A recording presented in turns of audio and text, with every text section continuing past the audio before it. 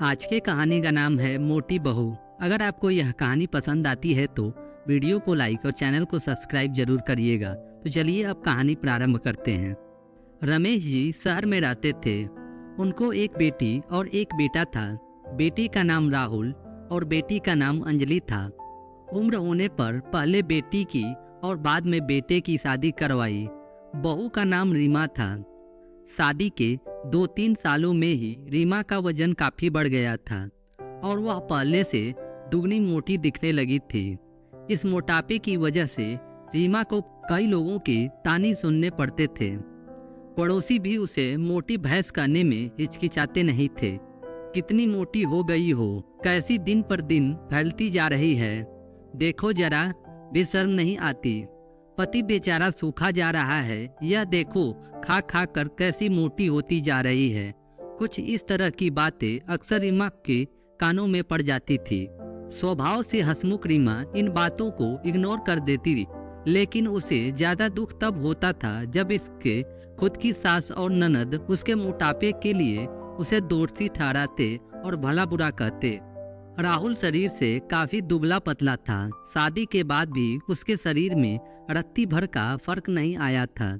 हालांकि रीमा मोटी होती जा रही थी, उसमें उसका कोई भी दोष नहीं था, बल्कि रीमा तो राहुल से भी कम खाना खाती और दिन भर घर के सारे काम करती थी। अपने मोटापे की वजह से चाहे कितने काम में कितनी भी दिक्कत हो, रीमा उस काम को कभी अधूरा नहीं छोड़ती थी।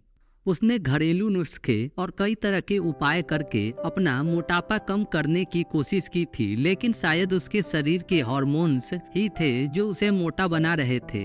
राहुल को उसके मोटापे से कोई दिक्कत न था। वह तो बेचारा अपने बिजनेस को संभालने में व्यस्त रहता था। उसकी माँ और बहन हमेशा इस वजह से रीमा को कुछ न कुछ सुनाती रहती थी और रीमा काफी रोया करती थी।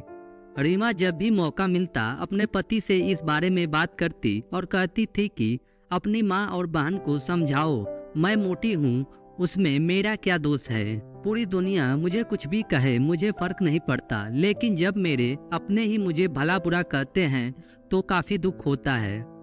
ऐसे ही दिन बीतते चले गए। एक दिन रीमा की सास ताजी हवा लेने के लिए जब टेरिस पे गई हुई थी, तब वापस लौटते समय उनका पैर फिसल गया और सीढ़ियों से वह गिर गई।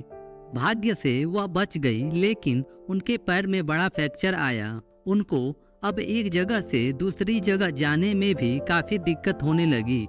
बिना किसी के सहारे के वह ऐसा कर नहीं पा रही थी। जिस मोटी बहू को वह रोज ताने मारती थी, आज वही बहू उनका हर काम कर रही थी और उन्हें एक जगह से दूसरे जगह ले जा रही थी। उनका खुद का वजन भी 75 किलो था, जो उनके बेटे राहुल के लिए भी उठा पाना संभव नहीं था। सास को विचार आया कि बहू शरीर से भरी पूरी नहीं होती तो आज उसका क्या होता। रीमा की सास को रीमा के साथ किए हुए अपने बुरे बर्ताव के लिए पछतावा होने लगा।